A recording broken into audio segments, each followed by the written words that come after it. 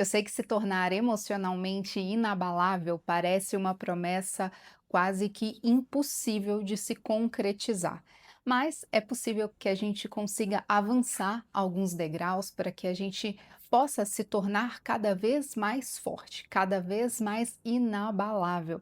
Não que em algum momento ou outro a gente não vá se abalar, porque é normal, a gente tá nessa vida, a gente passa por altos e baixos, às vezes a gente enfrenta problemas, dificuldades, mas o que faz de verdade é a gente não permanecer prostrado? O que faz a gente avançar apesar dos problemas? E o que faz, principalmente, a gente não se abalar com o que dizem sobre nós ou situações que fizeram que nos desagradaram, que nos entristeceram? O que faz a gente olhar muitas vezes para traições, por problemas, por situações que a gente não gostou e mesmo assim continuar, permanecer firme, sem perder aquela alegria da vida. Eu não sei se você teve a oportunidade de conhecer pessoas que passaram por muitas e muitas dificuldades na vida, que passaram, podemos dizer assim, por grandes provações, e quando você conversa com essas pessoas, são pessoas que carregam um positivismo, um sorriso no rosto, carregam uma energia tão alta que a gente olha e quase não consegue acreditar que aquela pessoa passou por tanto problema, passou por tanta dificuldade. E você se pergunta: poxa, como ela conseguiu?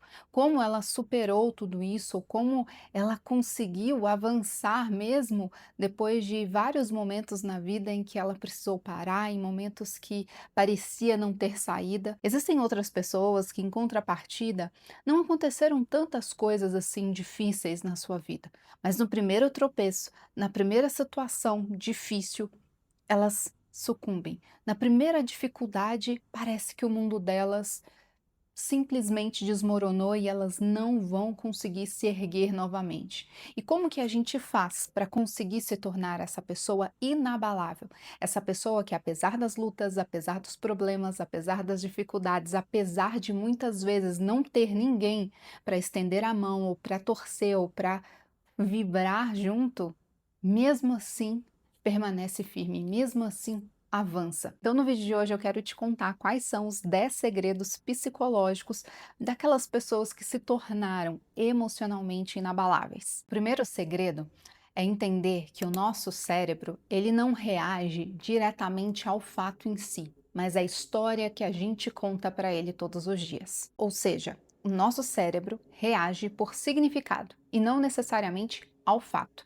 E é por isso que muitas vezes a gente vê pessoas que saíram da mesma situação, pessoas que saíram da mesma casa com perspectivas completamente diferentes. Uma pessoa consegue encarar o fato, a tragédia, de uma forma mais positiva e outra, de repente, mais negativa. Tudo depende de como ela absorveu tudo isso e como foi criada essa história. Muitos psicólogos, psicanalistas falam muito sobre acolher, dar significado a tudo isso, processar e ressignificar toda essa emoção.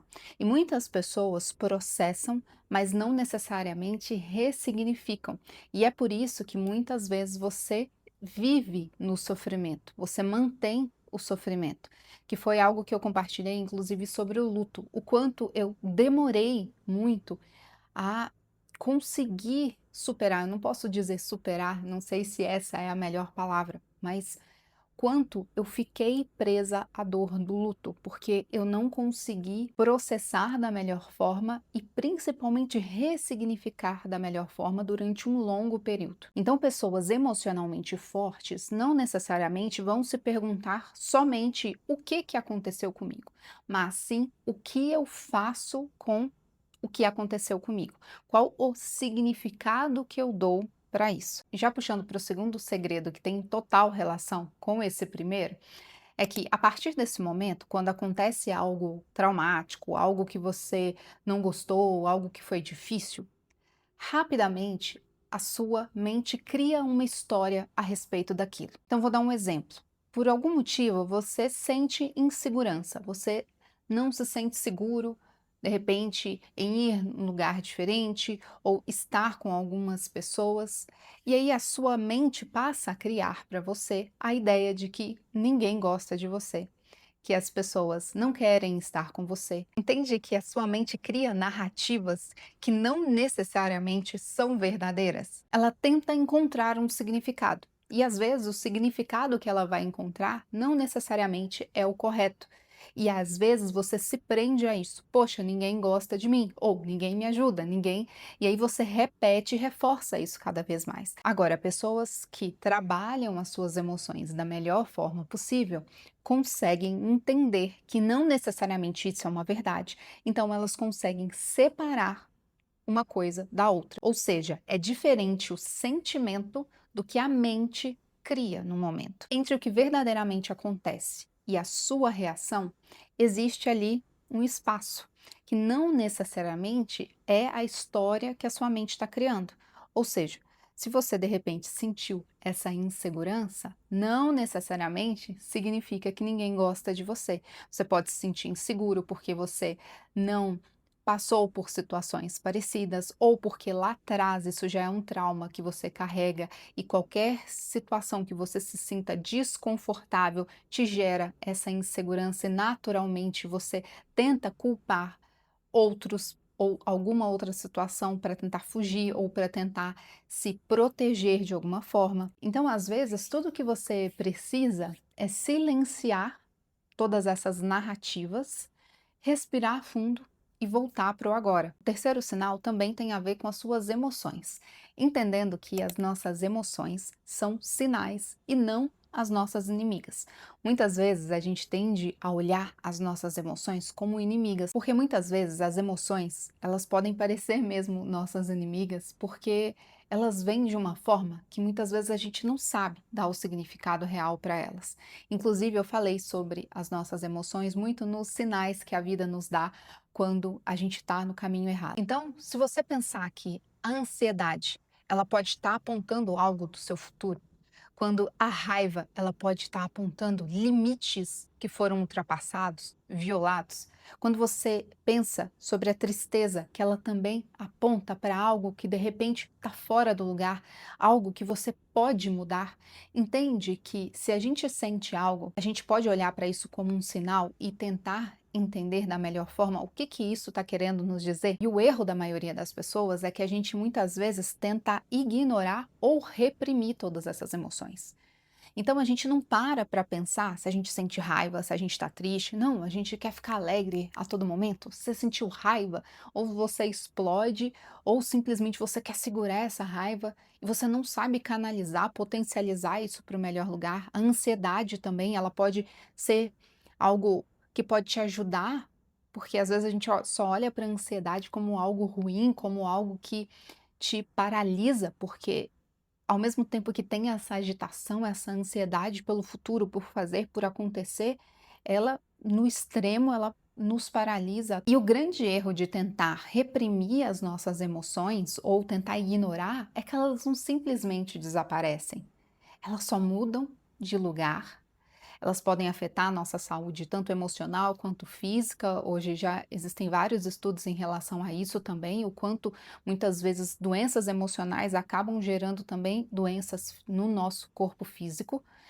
E, além disso, elas podem voltar em situações de forma muito mais intensas, muito mais fortes. Então, pessoas emocionalmente maduras sempre se perguntam: o que que essa emoção está tentando me mostrar?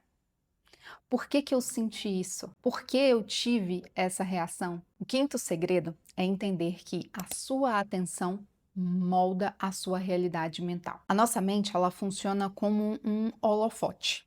Tudo aquilo que a gente coloca luz e fixa naquilo, mais aquilo cresce. Ou seja, mais aquilo ganha destaque.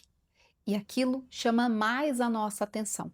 Toda vez que a gente coloca um holofote em algo, é aquilo que a gente vai prestar atenção. Então pode estar acontecendo um monte de coisa aqui em volta que a gente vai ignorar, porque a gente só vai focar naquilo que está bem visível para a gente, naquilo que está com muita luz. Então, se você decide focar, colocar um holofote nas críticas, nos problemas, nas comparações, nas dificuldades, pensa, A sua mente vai ser treinada para ver somente isso. Agora, quando você troca o foco e coloca a luz no lugar certo, no crescimento, no seu avanço, no aprendizado, e a sua mente se torna tudo aquilo que você alimenta todos os dias. Por isso é tão importante a gente tomar cuidado com o que a gente coloca para dentro, com o que a gente consome diariamente, o que a gente reforça para a gente mesmo diariamente, com quem a gente convive diariamente. Eu sei que nem sempre dá para mudar o lugar,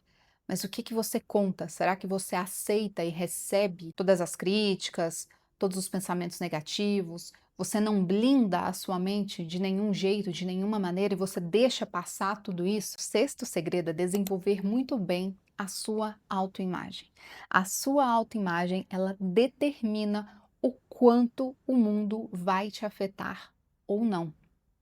Pessoas emocionalmente inabaláveis são pessoas com uma autoimagem fortalecida. Quando você não tem certeza de quem você é, qualquer comentário, qualquer tipo de crítica vira ameaça. Agora, quando a sua autoimagem, ela realmente é forte, as críticas, elas batem e voltam. E não no sentido de revidar, mas de entender que elas não conseguem te penetrar. A nossa autoimagem forte, bem construída, ela não vem de elogios, ela vem daquilo que a gente entende que nós somos. Quando você tem certeza de quem você é, você não se abala com as críticas, porque se uma pessoa disse algo que você não é, você não toma isso para si, você não toma isso como verdade, porque você sabe que você não é aquilo. Um exemplo simples: se você é uma pessoa batalhadora, você trabalha, faz o seu, e uma pessoa de repente te chama de folgada, fala que você não faz nada da vida, isso não vai te ofender, porque você sabe que você não é isso. Da mesma forma, algo tão simples como você sabe que você tem a sua beleza, que você se veste bem, você é uma pessoa que se cuida, e uma pessoa te chama de feia na rua.